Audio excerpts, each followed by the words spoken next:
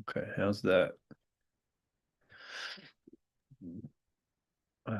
3:14:25. Shmashana chakra nila dhuli dhumra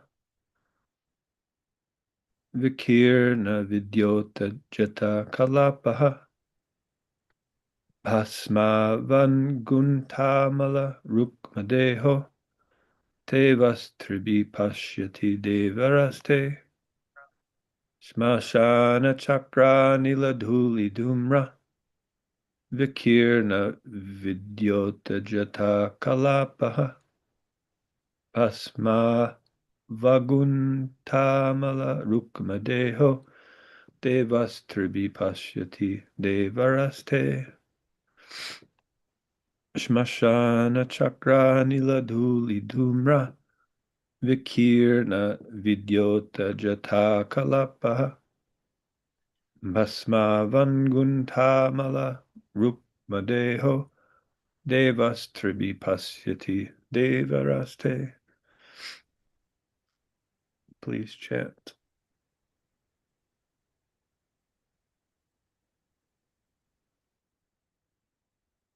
Smashana chakra nila dhuli dhumra vikirna vidyota jata kalapa bhasma vaguntham mala rukmadeho devastribhi pashyati devaraste. Hare Krishna. Smashana chakranila dhuli dhumra vikarna bhidayota jata kalpaha bhasma bhagunathamala rukmadeyo devastibhi pashyati devasnate. Hare Krishna.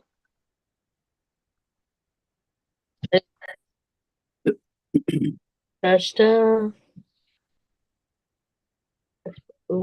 okay.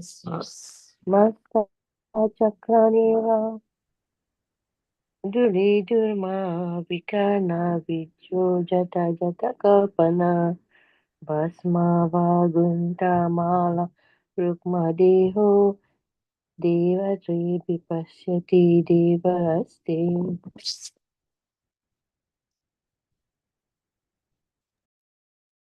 Smashana chakra nila dhuli dhumra vikarna vidyota jata kalapa Dasma vaguntamala rukmadeho devastibhi pashyati devaraste.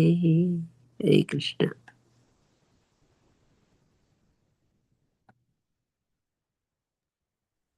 Hare Krishna. Smashana chakra nila dhuli dhumra vikina vidyotu jata kalapaha bhasmo vagunta mala rukma deho devastribhi pasyanti devaraste. Krishna.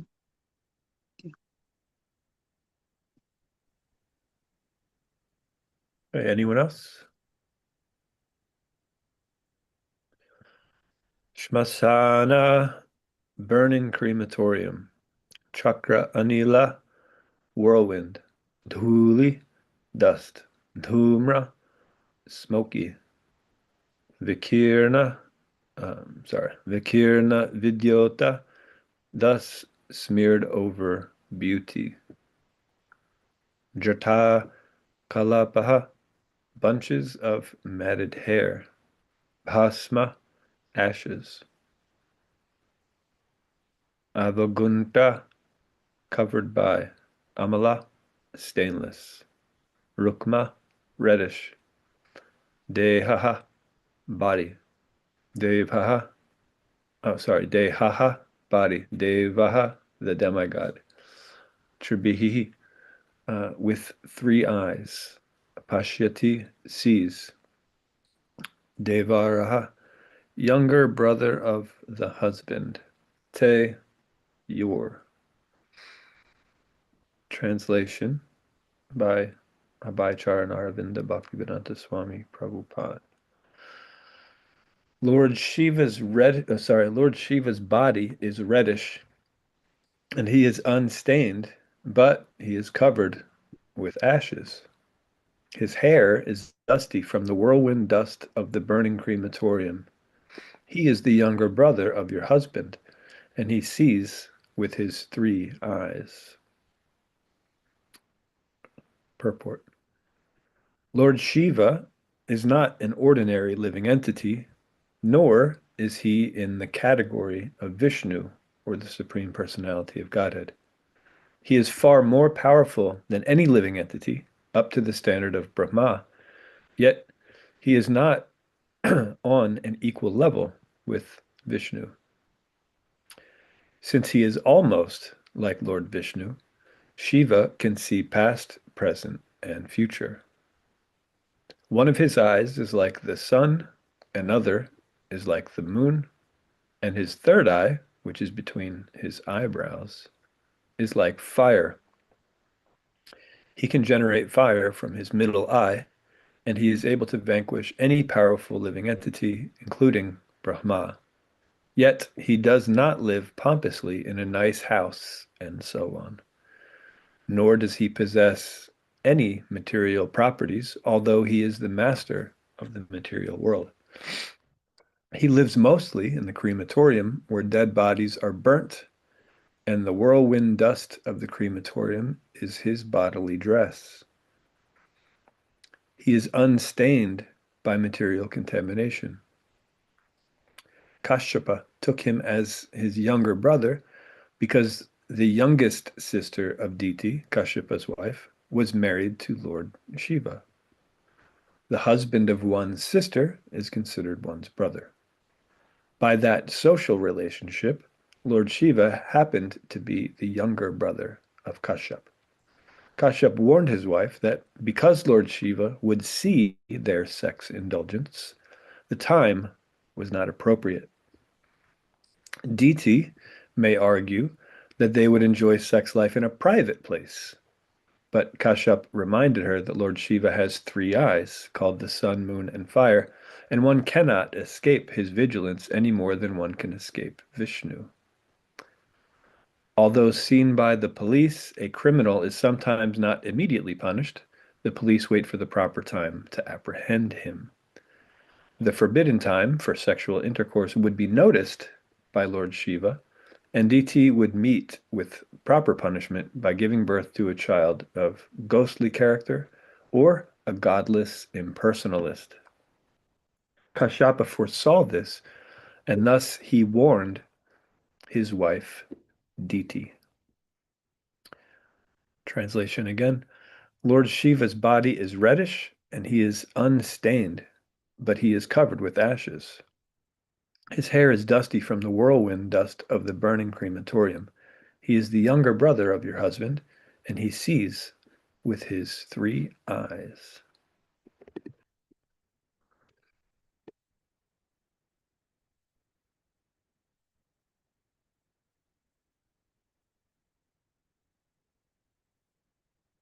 Nama Om Vishnu Padaya Krishna Prastaya Bhutale Srimate Bhaktivedanta Swami Nitanamane Namaste Sarasvate Devi Gauravani Pacharni Nirvishesha Shunyabadi Paschatya Deshitarne Om Agnana Timirandasya Gananjana Shalakaya Chakshur Militam Yena Tasmai Shri Gurave Namaha Vanchakalpatarubhyascha Kripa Sindhubhya Eva Cha Patitanam Pavanebhyo Vaishnavebhyo Namo Namaha.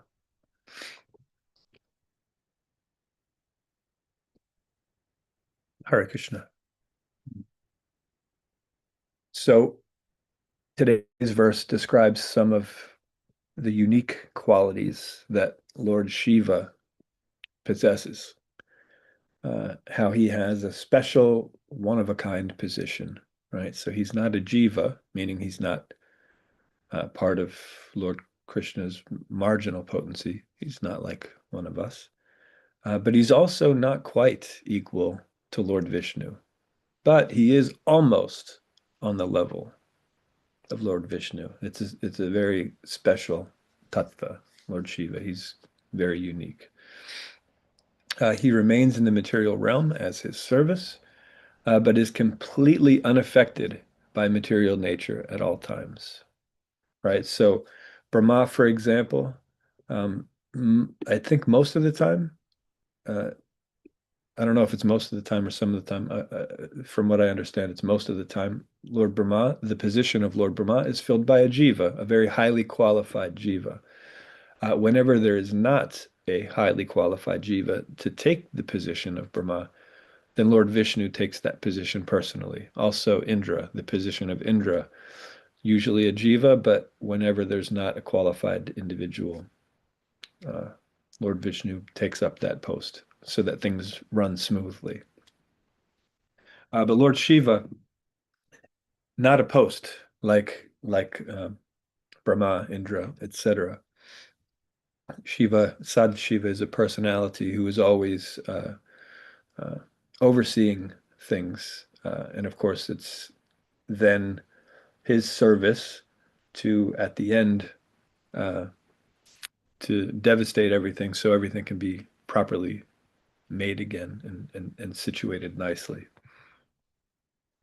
So he has this very unique situation, and he's always transcendently situated. Of course, we know that he is the best of the Vaishnavas, right? There's this verse, Vaishnavanam yata sambhu. He's the best Vaishnava because he is a faithful servant of the Lord and he's never contaminated by the modes of material nature. He fully understands what the Lord's plan is, and he makes sure that things go according to that plan, always. Uh, although, and these are some things that uh, we can begin to appreciate his uniqueness when we understand some of these things. So, although he's more powerful than the most powerful living entity, he has no sense of false pride. Right? Generally, when we can accomplish anything, even if it's the smallest thing, we feel so proud. We want our name on a plaque, or you know, uh, our peers to sing our glories, etc. But Lord Shiva is so powerful, so much more powerful than any living entity. Yet he has no uh, false pride in that. He's completely detached from the various allurements of the material world, right? So he's living simply. Um, his clothes is just the dust that's being circulated. Um, and even with that dust of the crematorium ashes, he remains uncontaminated at all times, right? So he's not considered to be unpure, right? Because his purity is such that he's unstainable, uncontaminatable, right? He cannot be contaminated. Uh, and being almost on the level of Lord Vishnu, Lord Shiva can also, as this verse points out, he can see past, present, and future. So there's no hiding anything from him by any method, right? This verse also mentioned his three eyes, right? The sun, the moon, and fire. So one might argue that, okay, sure, Shiva can see everything, right? But if, for example, he just had the two eyes, the sun and the moon, then on a new moon night, there's no sun nor moon. There are some situations where, maybe he's not seeing. But no, his third eye, which is fire, and as long as there's fire, that means there's light, and that means there's the power of sight. So no, he sees everything, past, present, and future, everywhere, every place he sees. Therefore, Kashyapa Muni is attempting to explain the severity of the situation and give a proper warning of the potential consequences of his good wife's untimely request. Right? It should be noted that her request, it certainly wasn't unfair or undeserved or unjustified or even undue, but it was just the improper time, right? Simple as that. Otherwise, it was a proper request made to the proper person with the proper reasoning behind it. All of that was fine. It was just not quite the right time.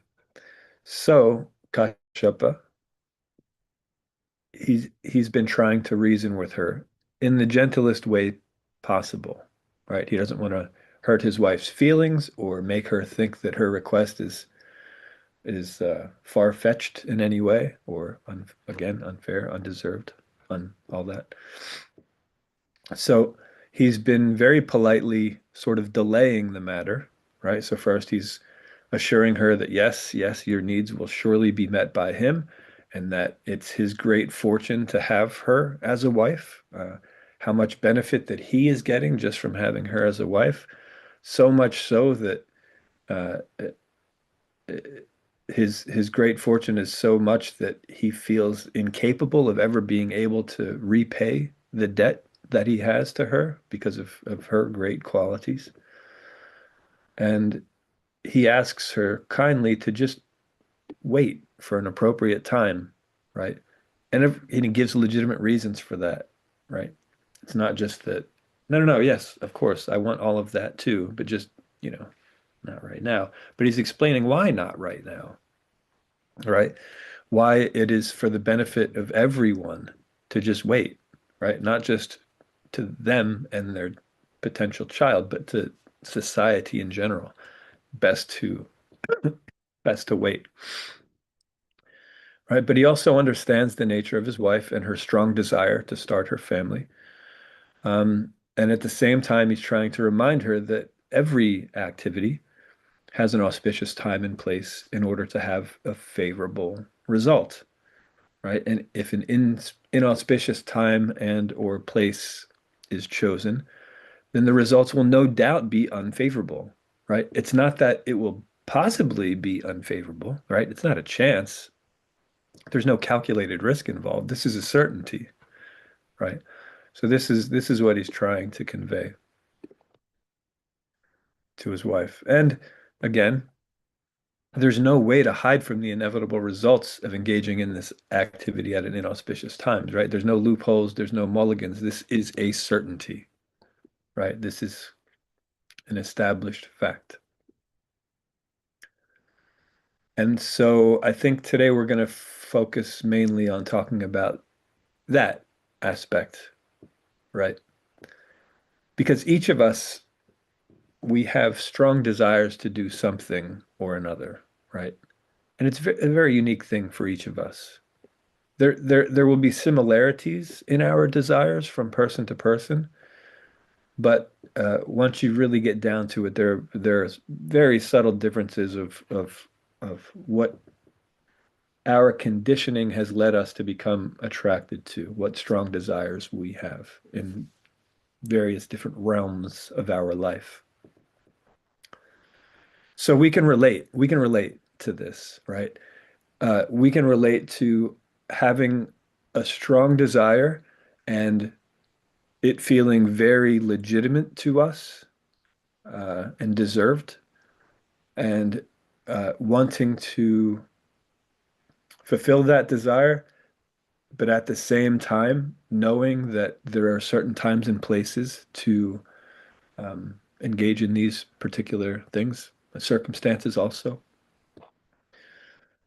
So we can relate. And thankfully for us, the Krishna consciousness movement, or I should say the process of Krishna consciousness, allows us to engage our various unique desires in the service of Krishna. And when we do this, when we successfully engage our desires in Krishna's service, these desires actually become purified or Krishnaized, right? And gradually our eternal nature is uncovered.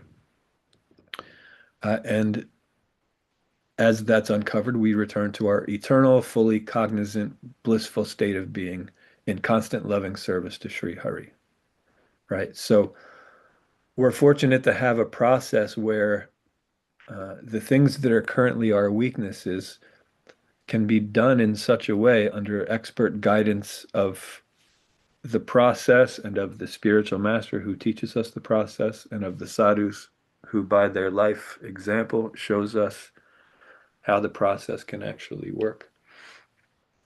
We're very fortunate that our current weaknesses, uh, because of this process, can actually become our strengths and bring us back to our eternal position.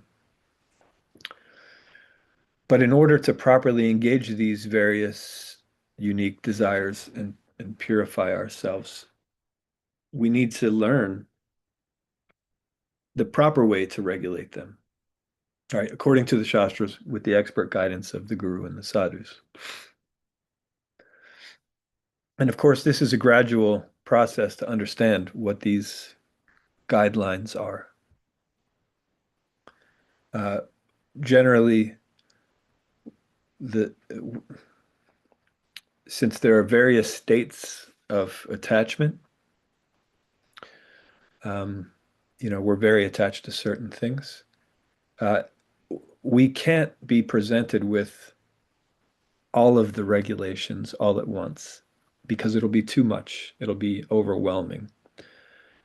So the regulations are presented to us in such a way that we can comfortably follow them. So, for example, the Karma Kanda portions of the Vedas, uh, they present a lot of sense gratification and specific ways to engage in sense gratification. Now, of course, it is meant to bring people who are just completely attached in engaging in sense gratification to the gradual understanding that there is something beyond just sense gratification, right? And that we can begin to at least accept the fact that instead of just continuing to do this sense gratification, uh, we can acknowledge and accept a higher purpose and then start engaging in that along with the sense gratification, right? The karma kanda section is designed in such a way that while you're just blindly engaging in sense gratification, your consciousness is being purified because you're following a process that Krishna has uh, designed, right? So you're engaging in sense gratification, but you're doing it in a pious way. Even though you're not doing it for a pious reason, you're doing it in a pious way, and therefore you're getting the result of that piety. And so gradually one's consciousness is purified, and one is then willing to follow um, other regulations, right? It means it's always going to be the same regulation, bringing us from wherever we are and our state of attachment to redirecting that consciousness to gradually acknowledging that Krishna is there in the center, not us, and gradually adjusting our behaviors, our thoughts, our words, all of it um, into strictly Krishna's service, not ours. So, but it's a gradual process for most of us. So these this process of regulation is there to help us, but we also have to understand that as we progress in spiritual consciousness, as we progress in devotional service, our understanding of these regulations will also evolve, right? We will get a deeper understanding of what these regulations are actually meant for. We'll be less focused on the details of the regulations and more focused on the principle of those regulations so that that purification continues, right? So that we continue to dissolve all of our different levels of material attachments, and then gradually all that we will be left with is our pure true nature, right? The true nature of the jiva. So as we use our free will correctly over and over and purify these different desires, they've become Krishnaized and purified, then gradually things we see things clearer, right? Because we're seeing through less layers fewer layers of contamination. And as we see things more clearly, it's easier for us to make proper decisions based on what we know to be reality and not what we consider to be reality, but is actually illusion in our conditioned state. Right. So we have to learn to gradually but consistently place more importance on scriptural injunctions than our material sense desires. Right. So we have that. We have these material desires, and we know what is advised in the scriptures, but we're not quite ready to follow so strictly yet, right? So we have this sort of tendency to uh, we sort of put it on a shelf and we say, yes, this is a very important thing, and I'm going to get to it at some point. In the meantime, I'm going to do the best I can, right? This is basically our mood, our mentality here in the material world. So we're still allowing the senses to be engaged, but they have to be engaged in a specific way if we want them to eventually become purified, right? So the guidelines are there, right? Guidelines are there in the Vedas. And of course, we aspiring Vaishnavas, most of us on this in this forum today are initiated Vaishnavas, so we've at least made some vows. So of course, the Karma Kanda section of the Vedas should be of no attraction to us really. We shouldn't have so much interest in reading or following those particular guidelines because we have our own set of guidelines that we have vowed to follow for the rest of our lives, right? The four regulative principles, chanting a certain amount of japa per day, etc., right? But our understanding of what these guidelines are also has to evolve. Even these guidelines that we have as initiated devotees, our understanding of them has to gradually evolve as we become purified. Now, the guidelines have to be there, right? It's necessary because the process of Krishna consciousness is for everyone, right? Everyone can take advantage of it because everyone is a jiva. The nature of the jiva is a very specific thing to serve Krishna. But because of our various levels of material coverings, uh, some of these jivas aren't willing to follow any sorts of regulations, right? They don't like restrictions because they don't find a need for them, right? We jivas here in this material world are rebellious. We want to be independent from Krishna. Therefore, why have any restrictions? Just live freely, right? This is the mood. And because of that mood, because there are many different levels of covering on the jiva, and some aren't willing to engage in any regulations whatsoever, Srila Vyasadeva, when compiling the Vedas, which is designed to bring one gradually to understand one's true nature, the nature of the jiva, eternal nature, Sanatana Dharma. Um, uh, so he had to give some concessions to the living entities who insist on engaging in enjoyment or engaging in mental speculation, depending on which branch of Vedas he was compiling at the time, right? So there are concessions that are given that yes, you can enjoy, just do it in this way.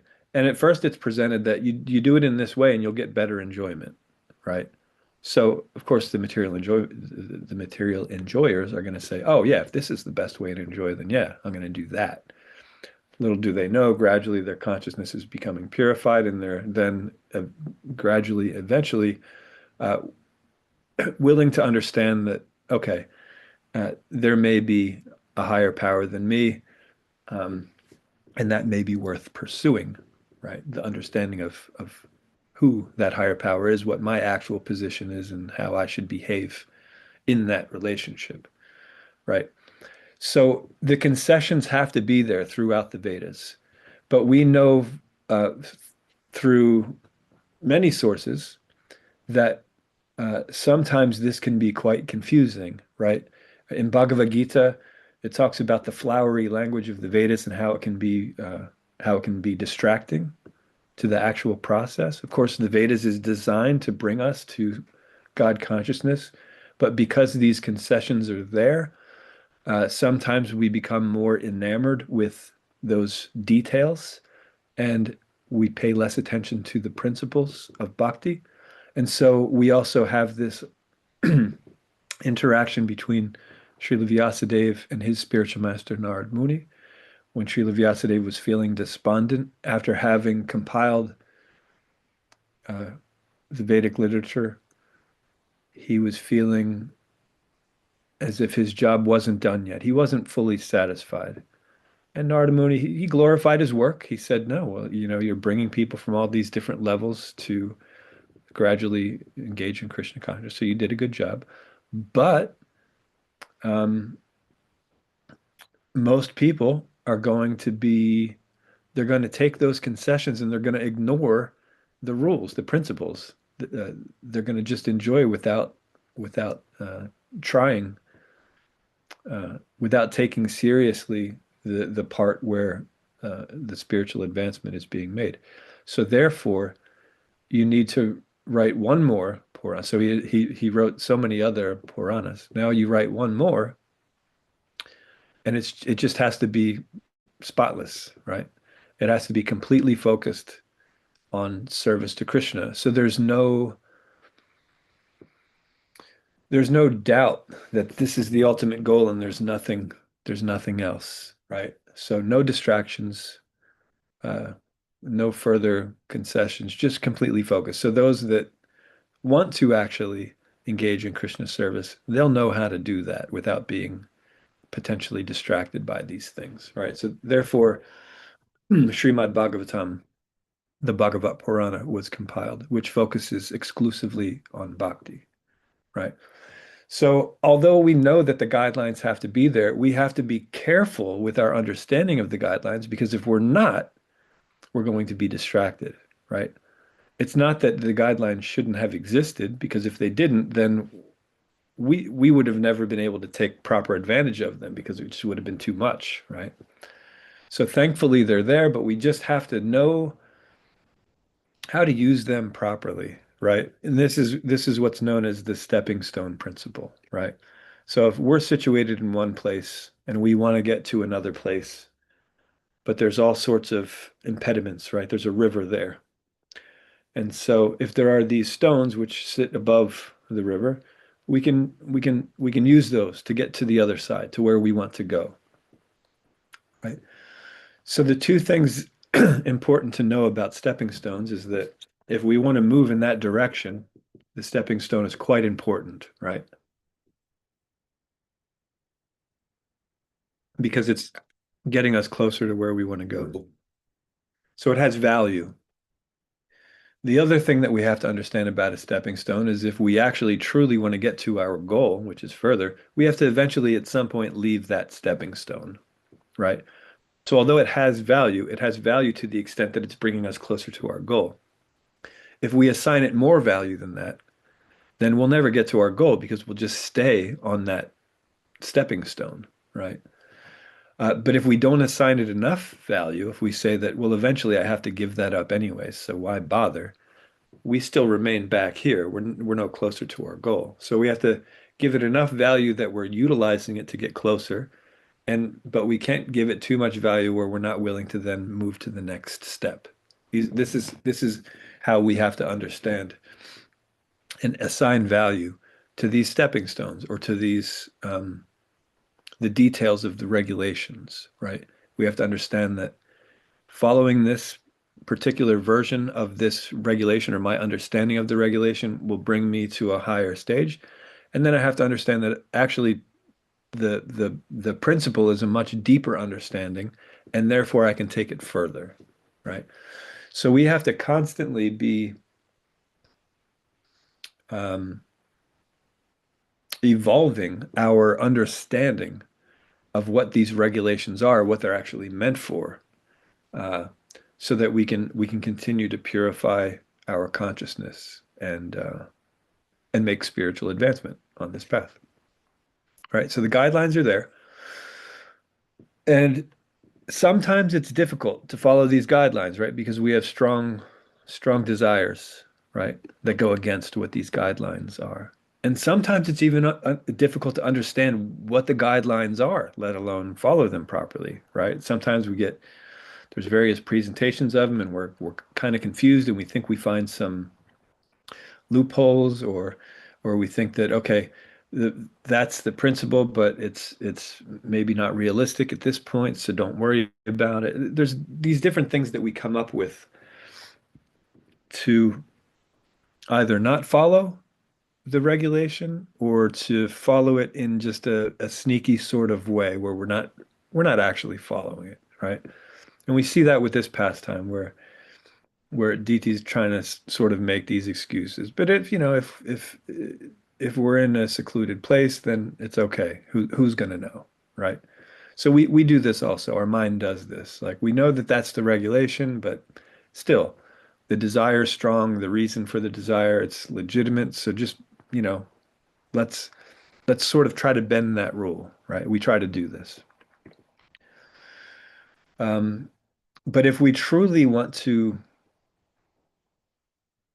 gain success in bhakti, we have to, again, cultivate the understanding of what these guidelines are, the reason for them. Um, and if we do that and we can successfully apply these guidelines, then we'll actually make very easy spiritual progress, right? That's what they're designed for. And Krishna designed them, so there's no flaw in the design. There can be a flaw in our understanding, um, and that's where Guru, Sadhu, and Shastra comes in. If we take these things very seriously and we take the process very seriously, and we continually cultivate our understanding of the deeper principles of these guidelines, then we can very, very quickly and naturally awaken our understanding of that. Again, it's a natural position that we have. We just have to clear away these layers of illusion that are distorting our view of reality, right? So if we do that, right, if we cultivate this understanding of what these guidelines are and what they're meant for and how to properly apply them, uh, then we will make spiritual progress, right? We know what to expect, right? Our senses are going to become purified. It's going to reawaken our eternal nature in relationship with Sri Krishna, right? This is all great things. So if we do this, this is what we expect. If we don't follow these principles, right, and instead let our material desires dictate our behaviors, then we also know what to expect. And it's not great, right?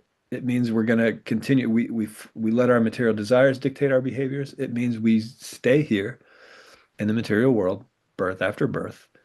And it's not great for us because our nature is eternal cognizance and bliss. But the material world offers uh, a temporal situation, very temporary situation. Uh, it's shrouded by ignorance, so not cognizance. And at best, when we feel that there's some sort of happiness, at best, it's just the cessation of the constant pain we've been feeling, right? At best, we're just getting a momentary cessation of this suffering that we've been going through. And that feels like happiness to us. But that's also temporary, right? So we who by nature are eternal, cognizant, and full of bliss can't be satisfied in this situation. So as long as we're identifying with this illusory situation, and as long as we're giving that more value than our pursuit of spiritual life, the pursuit of our eternal nature, then the results aren't going to be great, right? They're also not the worst because it's not like, that we're not really in any danger because Krishna loves us so much that he's not allowing us to actually be in danger. We experience danger, of course. We feel as if everything's going wrong and it's all getting worse, and it's just absolute terror for us because we're identifying with this temporary situation, that is quite terrifying. Um, but I mean, we could do this as long as we want. Uh, but when we finally take proper advantage of the guru's instructions, the association with the sadhus, and the guidelines that are given in the shastras, uh, then we can dissolve those illusory layers, see things as they are, and return to our eternal nature, which, of course, it ends up becoming quite natural, the process. At first, it's counterintuitive because the senses are quite strong. The material mind, it's quite strong, all these desires. But gradually, as these layers of this illusion are taken away, we start seeing things clear through our actual position, and then it becomes a much more natural process. So it is good to be reminded here that the demigods and the demons, they have the same father, right? And their mothers of the demigods and the demons, respectfully, are sisters, right? And for the most part, they're both quite pious, educated, respectful, and so on, these sisters. So they're both, coming from pious families who know what is right and what is wrong. But this seemingly harmless decision, right, seems like not a big deal. It's just, you're doing what you have every right to do. It's just that not at the ideal time, right? This seemingly harmless decision and lack of restraint resulted in extremely different results, right? These families are very different. The one is always trying to serve Vishnu with their piety, and the other ones are using their piety to forget Vishnu or to fight against Vishnu because a sense of envy uh, was born there. Envy against the rules, against Vishnu's rules. So then it's envy against Vishnu, right? And so therefore the whole family then becomes envious of Vishnu, and they think they have good reason to be, right? They think that they were unfairly treated, right? So what does this mean for us, right? Because okay, we read the situation, okay, we understand it. What does it mean for us? Well, it means tons, right?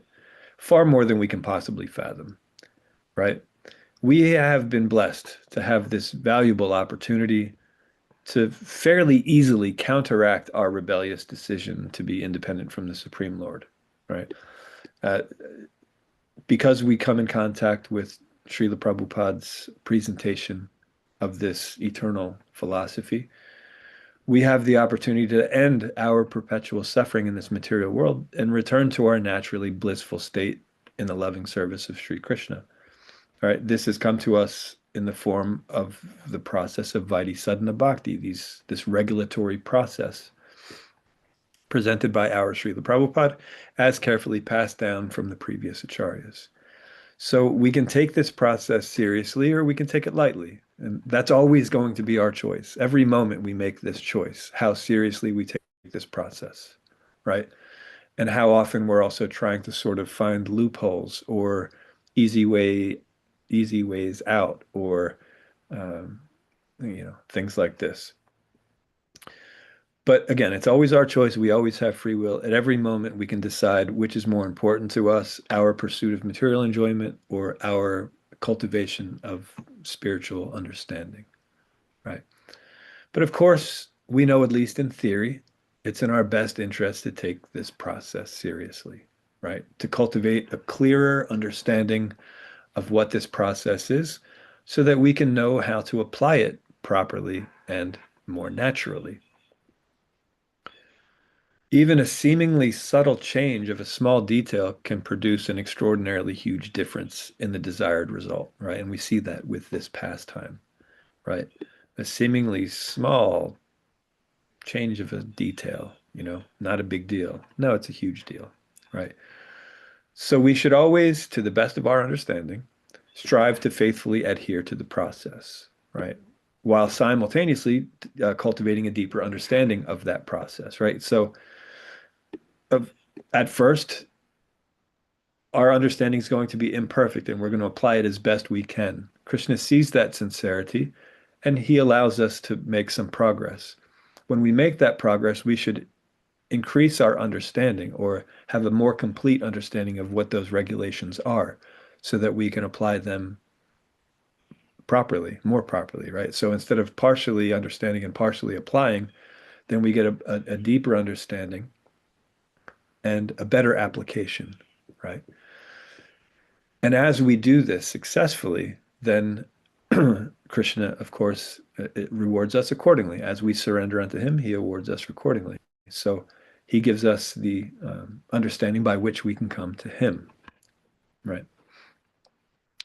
So under the association of the pure devotees and the expert guidance of the spiritual master, we should always have an evolving understanding of the subtle nuances of this process and be able to engage in devotional service no matter what circumstance we find ourselves in, right?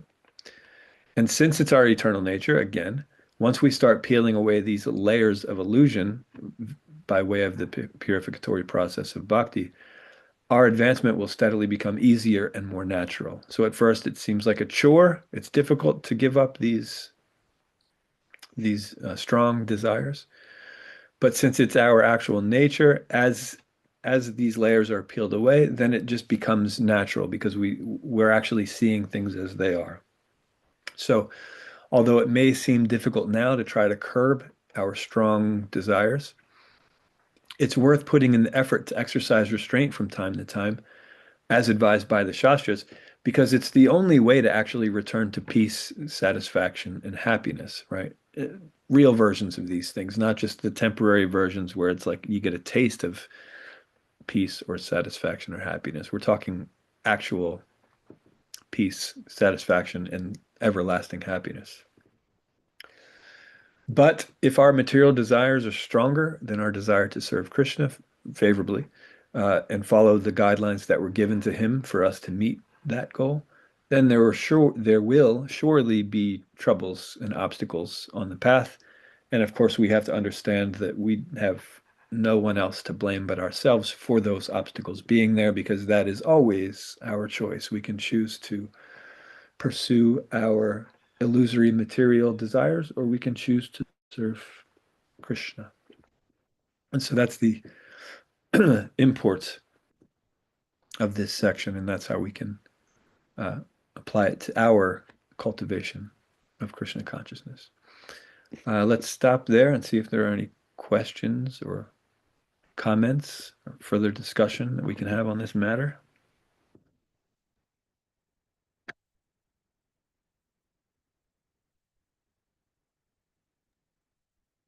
Anybody has questions, please just unmute yourself or raise your hand. And I was just thinking, Prabhu, when you don't know and you're making those mistakes, I mean, when you're ignorant and you make. But those of us who have heard this and still sometimes make bad choices, I'm just, what shall I say? Just the power of Maya, the power of, being, it is so strong, and how careful we have to be. When I make a bad choice, and I make a few bad choices, I do it knowingly, and I acknowledge that I am still not able to control those senses, and so I'm doing it. But trying to overcome that is just, it's we really have to be very careful. And again, I was going to ask you, how shall I do it? But I think you answered that question also. Association, sadhu sangha, listening to or following the guru's instructions. And I just feel so much gratitude for my guru, for helping me stay And, again, I try not to rationalize. I used to rationalize things away. Oh, you know what? But now I say, I'm sorry, I am still making this bad choice. But, please help me get past this or get over this. And instead of, because I think that's even more dangerous if I say, oh, it's because of this that I'm having to give in. I am so tired, so I need a drop of that caffeine.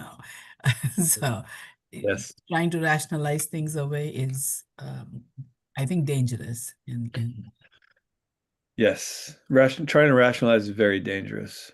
Um, One thing I wanted to point out, because you mentioned out how strong Maya is. We sometimes have this idea that the reason why this process is difficult for us is because of Maya's strength, right? Uh, and Maya is just doing her service, and the only reason she has strength over us is because we misused our free will, right? So we also have the facilities, the instruments, all of everything we need was given by Srila Prabhupada to overcome that, right? It's not that on our own strength we can beat Maya. We cannot. She's stronger than us in our conditioned state. But when we purify ourselves by way of this process of devotional service, that strength is given to us. Mm, And it is far greater than Maya's strength, mm, right? Because she's just serving the Supreme Lord. That's what she's doing. mm, She's not trying to keep us from him. We are trying to keep ourselves from him, and she is allowing that mm, because that's her service to Krishna, mm, right? So sometimes we try to, and I'm not saying that you were doing this, but sometimes we try to sort of pass the buck and blame it on Maya, right? It's not my fault that I can't follow the process of Krishna consciousness. It's Maya's fault because she's strong, right? Sometimes we do that as part of our justification. But yeah, anytime we try to make these justifications, we're not in a good situation. But since we do have this connection um, to the Krishna consciousness movement, we will have opportunities to understand that these justifications that we're trying to make are actually wrong, right? Through the association of devotees, the further understanding of Shastra, and the application of what's given in, yeah, the application of what's given in Shastra and the association with the sadhus, we can we can gradually evolve our understanding of the process. And like I said, gradually it actually becomes easier because it's our nature, right? What we're dealing with now are our conditioned nature. It's not our nature, it's actually temporary. Our eternal nature is servant of Krishna. And so as these layers of illusion are gradually taken away by this process, again, in the beginning, it's mostly the mercy of Krishna and the devotees, because we just have this little bit of sincerity. We don't have an understanding of what the process even is. But to whatever extent we're either blindly following or just, finally taking the good advice and stop making excuses, to whatever extent that happens, we're becoming purified and getting a better understanding of what the process is. And gradually, as we come to see that better, it becomes a lot more natural. And it comes after steadiness, right? So we see it, from Shraddha to Prema. You start Bhajana Kriya, and then you start realizing there are things holding you back. So then you have to do the Anartha Vritti. Then you have to become steady. After becoming steady, then the taste develops. When the taste is there, it means that enough of your conditioning has dissolved that you actually would would rather do the spiritual process than the material life, right? Means it's a taste though, right?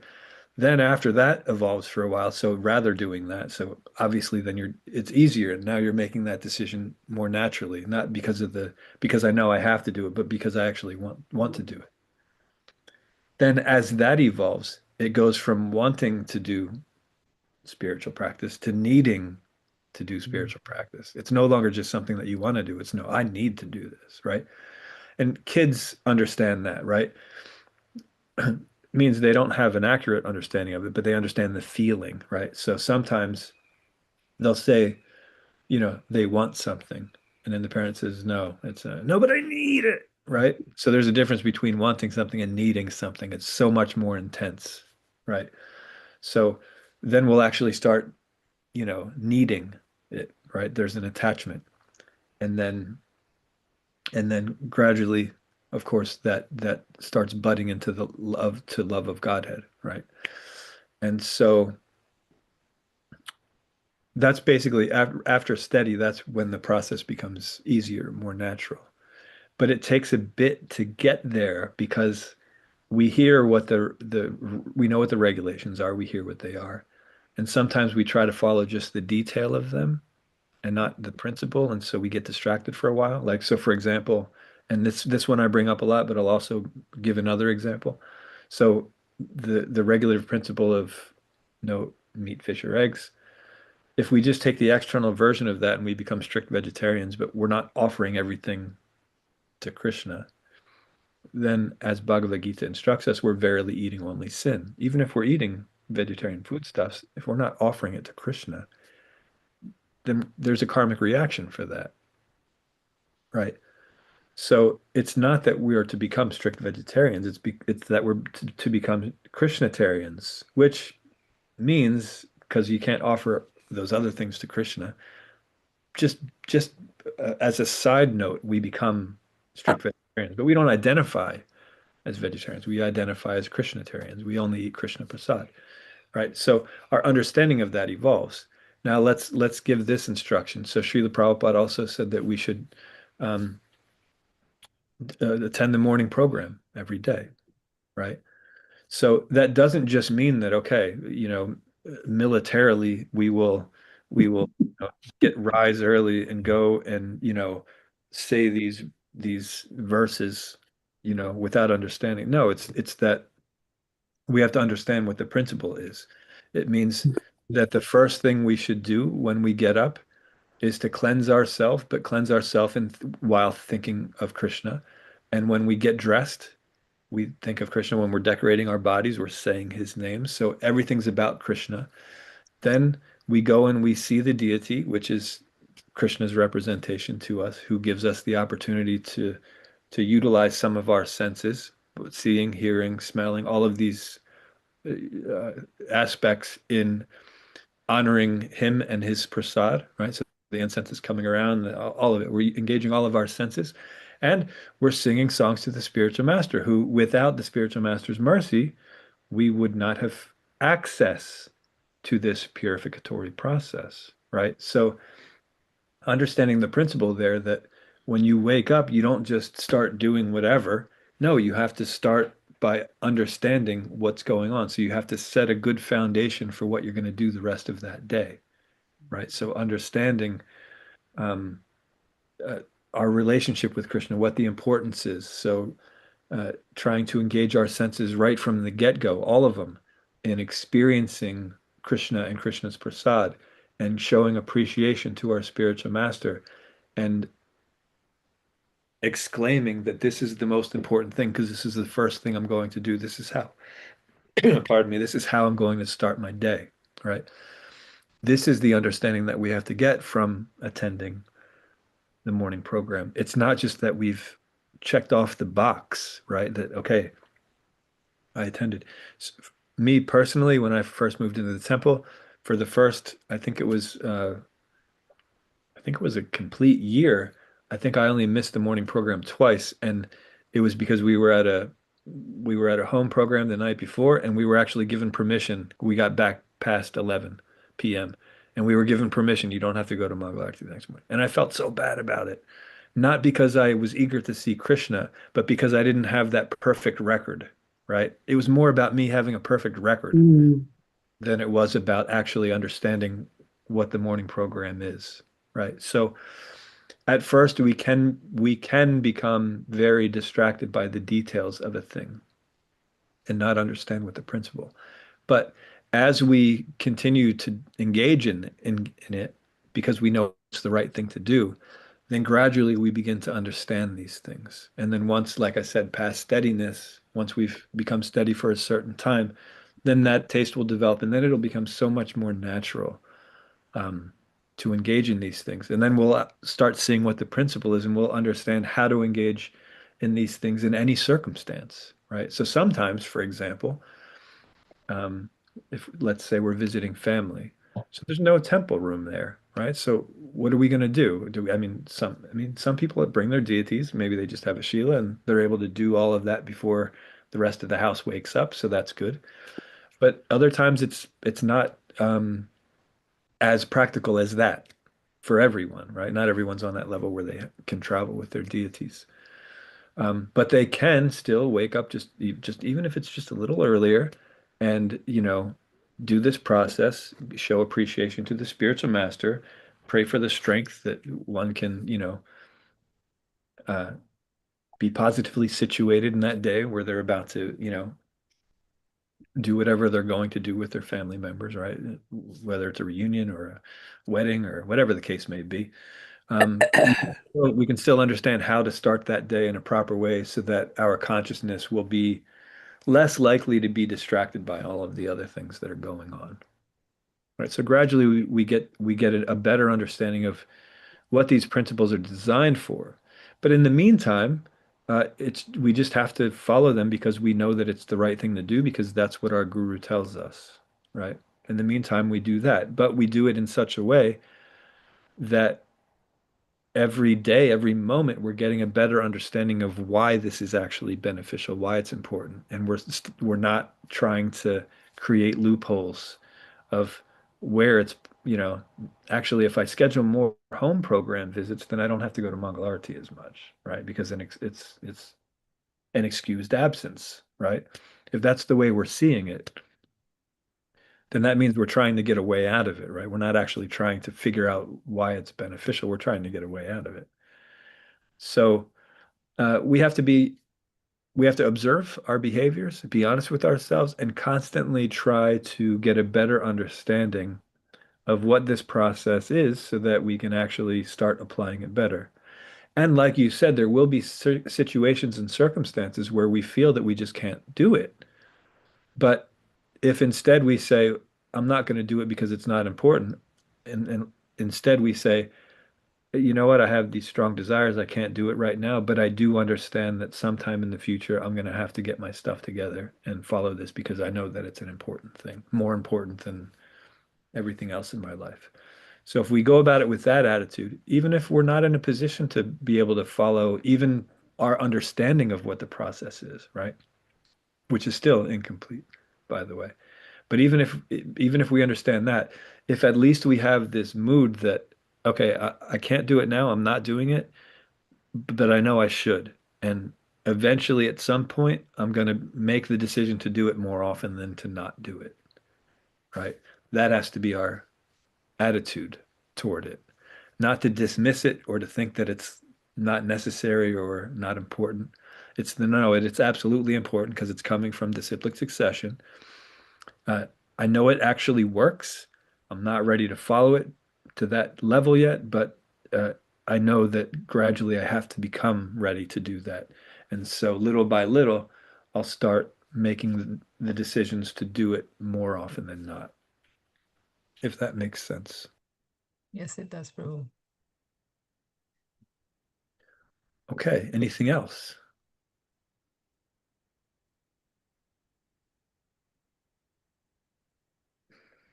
Everybody is thinking hard. Your classes always make us, I think, looking within and being honest with ourselves is not as easy as it sounds. And uh,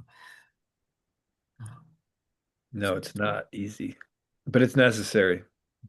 And it's certainly nothing to be ashamed of when we find out that we're not as perfect as we thought we were, right? It should give us inspiration to do better and to rely on the resources that we have because we can't do it ourselves, right? That's the whole illusion is that we think that we have some sort of independent power to control and enjoy a situation. But we do have all of the facilities to gain access to the strength that's required, right? To become recipients of Krishna's mercy, proper recipients, if we purify our senses, right? So that mentality is hard to give up, right? Because we're in the material world, we think that we're something and that we can do something about it personally, right? Independently, we can fix something. And the thing can be fixed, of course, but it's Krishna's the doer, not us. And so we just have to bring ourselves in line with his plan, right? Our plans aren't going to go well. We know this. We've tried it since time immemorial. Longer than we remember, we've been trying this, right? Much longer than we remember. And it's never gone the way that we've wanted it to, because it can't, because we're not the doer, right? So this process helps us to understand what God's plan actually is, and it helps us to understand what our part in God's plan is, right? So if we just pay attention to that, there's never anything to be ashamed of if we thought we were doing something the right way for such a long time, but then realized that we haven't. Uh, Use it as an inspiration to move forward, but don't let it hold you back from actually doing something. Don't let it make you feel so bad that, oh, I'm completely worthless. There's no way I can ever. Yeah, I mean, there is no way that you could ever if you're trying, but if you surrender unto Krishna, then he'll pull you out, no problem. Even if you're the best swimmer, Srila Prabhupada gives the example. Even if you are the best swimmer, if you are dropped in the middle of the ocean, you won't be able to save yourself. You can't swim that far. You may survive longer than someone who's not an expert swimmer, but there will be an inevitable death. But if someone comes there to rescue you, pulls you out of the water, then you're all good, right? So this material world is the exact same way, no matter how expert you are. You can't get out of it. But if someone is there to save you, the Krishna or his representatives, and you actually hold on to their mercy, then you're saved, no problem. Right. So that's what our process is. Don't feel bad that we're in the ocean. Don't even worry about necessarily, you know, how we got here. Worry about how to get out. Right. Definitely don't try to blame anyone else for it because that's not going to help. Someone pushed me. Okay, maybe someone pushed you. Nobody really pushed you, but okay. Even if someone pushed you, do you want help or not? Right. Here's the situation. You're in an emergency. You're not going to be able to survive. You're going to take the mercy or not, right? You're going to take the help or not. So that's really what it all comes down to. But yeah, we generally try to uh, either try to fix it ourselves or try to blame the problem on someone else or, whatever. We do all these things. Mm. But if we just focus on the way out, then gradually we will understand how we got here, why, and it won't matter because all that matters is returning to our originals. Okay. All right. So I guess we'll stop here. Thank you all for joining. Srila Prabhupada ki jai, Srimad Bhagavatam ki jai, Ananta Koti Vaishnava Vrinda. Vanchakल्पतरुभ्यश्च कृपासिन्धुभ्येव च पतितानां पावनेभ्यो वैष्णवेभ्यो नमो नमः. Thank you very much, Prabhu. Thank you, Sharji. Lot of things I have Thank questions you. too, but age is the one. That's where I want to ask. Sorry, I missed it. No, I'll ask you later, but it's too late. No, I want to do a lot of things, but getting old is a thing. Certain things, though I want to do, I'm not able to do. So what can I do? I don't know.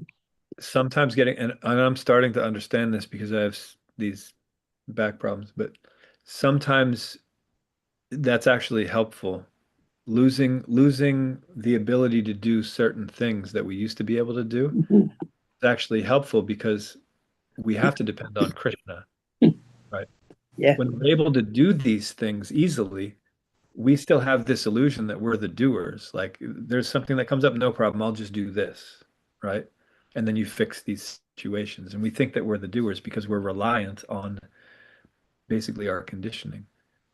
So sometimes becoming older is actually quite a blessing. We can take anything as a blessing, right? We can take anything the right way and the wrong way. We can take that in a bad way too and say, now I can't engage in devotional service. But really, it means that you can become more dependent on Krishna because you have no choice. Of course. So sometimes these things, yeah, anything can be seen as either a blessing or a curse. So it depends on our point of view, right? So if we, through training, have a proper point of view, then even the worst things, right? Queen Kunti is actually asking for these calamities to keep coming because she understands that when these calamities come, I know. it's on Krishna. So we're not on that platform. That's okay. But um, as we progress in devotional service, this attitude will automatically come. We'll be able to apply these things in all of these different situations. But we have to be careful that whatever situation we find ourselves in, that we try not to, as your daughter was saying, we try not to make excuses or try to justify it. We just start accepting it and doing our best to grab onto Krishna's mercy. Mm-hmm. And it takes a bit, but with the association of the devotees, the instructions of the spiritual master, and the guidance that the Shastra gives, we have more than what we need. So we just have to. Sometimes I feel so depressed. So I listen to class every morning. I come. If I don't say the sloka, if I don't hear that, but everything I feel like I remember everything. But at the moment, spur of the moment, and again I will forget. So sometimes I say Krishna gives forgetfulness too. Why Yeah. he is giving forgetfulness to me? No, I always try to remember, do something, but sometimes I'm failing that. Yeah. But then you'll be more eager to hear more often because you'll think, well, I'm forgetting so much, so now it's important to hear more because I'll forget some of it. Yeah. So it'll be used as motivation. Suddenly I remember the sloka when I'm doing something. And then, what is this sloka? Why I'm remembering like this? Mm-hmm. That meaning I forget again. I remember the sloka, but I don't know. That is the thing. It bothers me. My age, forgetfulness. Yeah. But I try to just drag my mind into that. Anyway, Krishna has to help me. That's all. Yes. Thank you, sir. Thank you very much.